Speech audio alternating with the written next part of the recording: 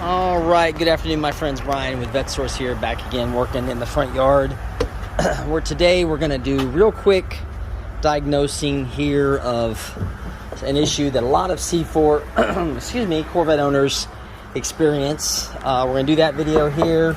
We're also going to work on our other 8.1. We're going to go ahead and redo our gaskets on our timing chain cover. I'll do that in the next video right after this. But anyway, we're working on our aqua blue LT4 today again, chasing down a common issue that comes up with C4s. It's an aggravating thing, is it water leaks.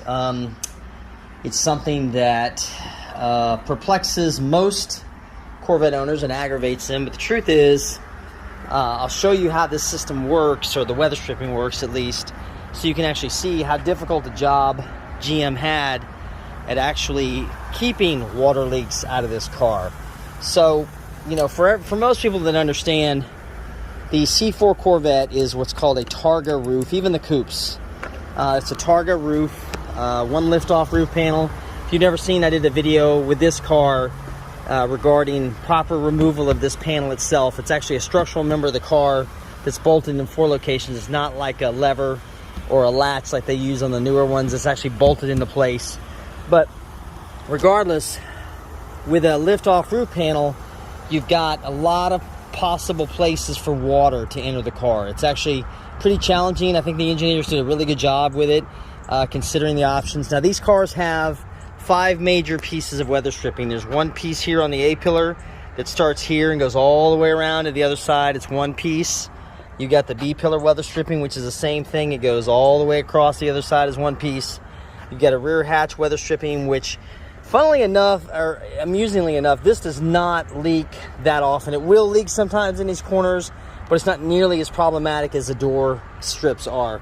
So you've got 1, 2, 3, these big major pieces, and then on each door you've got one weather strip that goes around each perimeter all the way around.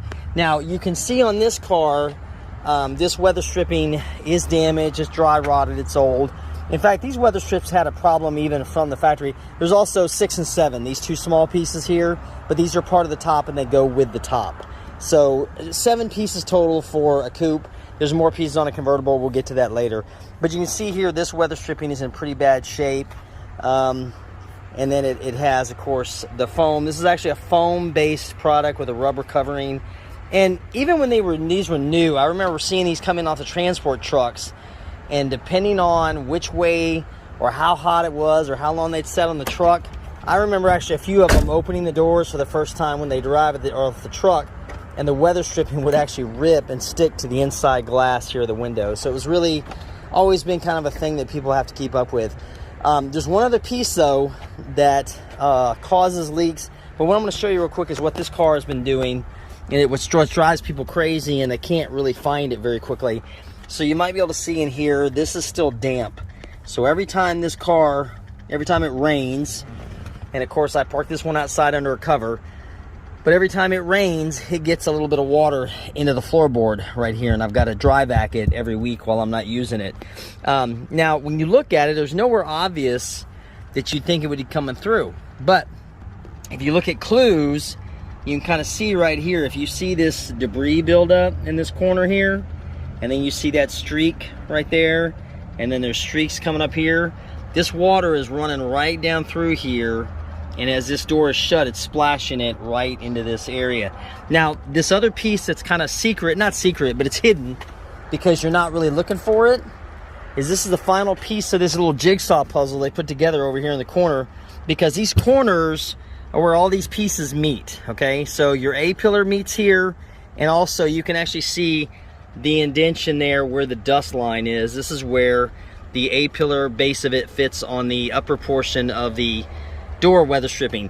But there's also a thing in here. This little thing right here is actually called a windlace. It's part of the whole thing to keep this car dry. And you can see when we close this door, what'll happen, I'll show you visually real quick, is as you close it, that piece sits against everything else. I got my arm in here. Let me show you from the outside. So as these all come together, all 3 of these pieces meet together to form a seal to what they should have, well, what their plan was to keep the water out. Now, what will happen is when the water hits this is actually a water channel or diverter right here, kind of a gutter, if you will.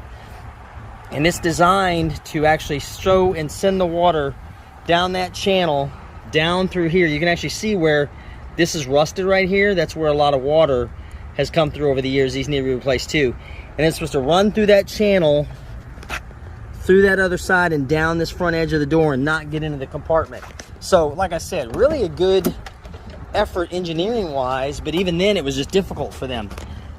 But what happens is this piece here, let me show you this other one we've got that's fresh.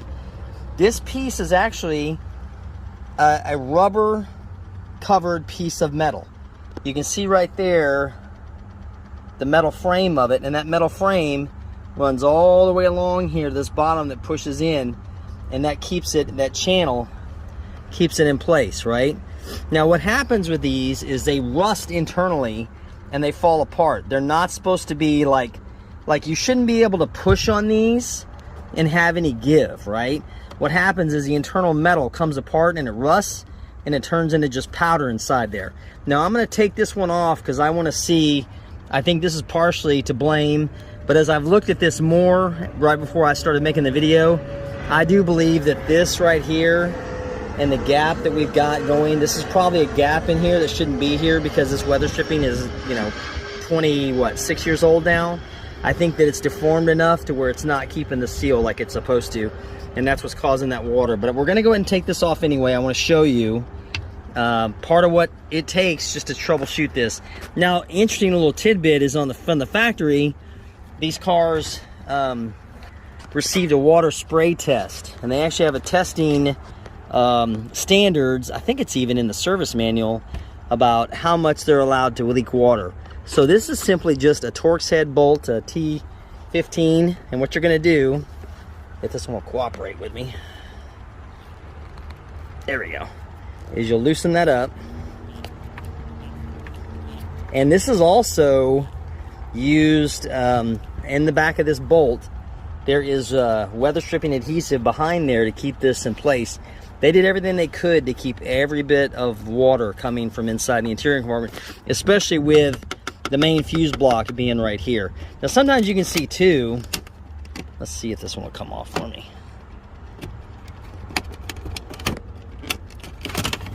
See, we're doing okay. There's no water intrusion in here.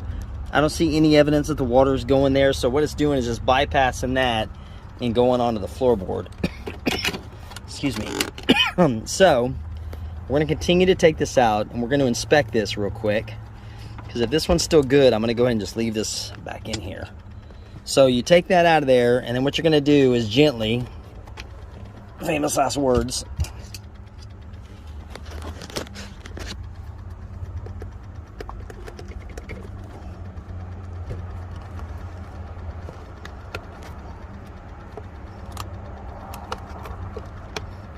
there we go, and it comes right out. Now, looking at it, this is actually in really good shape. There's no damage to this whatsoever. I don't feel any, no, in fact, there's nothing wrong with this one. So, I was correct. So what we've got going on here is this is more of a function of this water running down this channel. It's coming through a gap here. Now, with that being said, when you're going to look for water issues, usually when this one breaks down and lets the leaks come through, what it's going to do is it's going to come down there. It's actually can go inside of this. The water will penetrate the rubber in this, okay, and it will go down inside through this thing and then start dripping down here, and it'll run down all across the speaker cover right here. Now you can see I don't have anything showing speaker other than just the line from all the water I get. Sorry for the blinking, the battery, the clicking, the battery was dead, and I'm charging it back up again. As you can see, there's no water that was coming down here, so we can tell that that is actually our source of water, would be from this area here. But like I said, it's an interesting system. It's not always the easiest to troubleshoot where the water leaks come from, but it is worth your time to go through and do this, simply because you'll get some permanent water damage if you're not careful. Good thing is we check. Now to get this back in here again, what we're going to do is we're going to insert up that way, right? And then once we get that back there, that hole should line up for me. I'm trying to one-hand this. Come on. There we go. That's back into place. And then we'll just relocate. Hang on, where's my...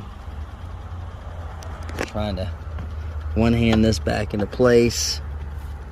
I'll get this guy back in there.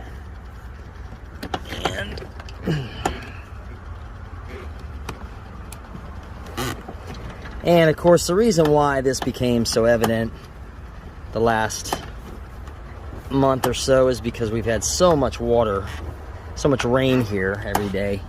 It comes in. I need to get this cross-threaded a little bit. But anyway, so you can see here, like I said, weather stripping obviously is a major issue as these cars have gotten older. And you can actually see here, I'd be willing to bet too, see the way this is deformed and sticking out?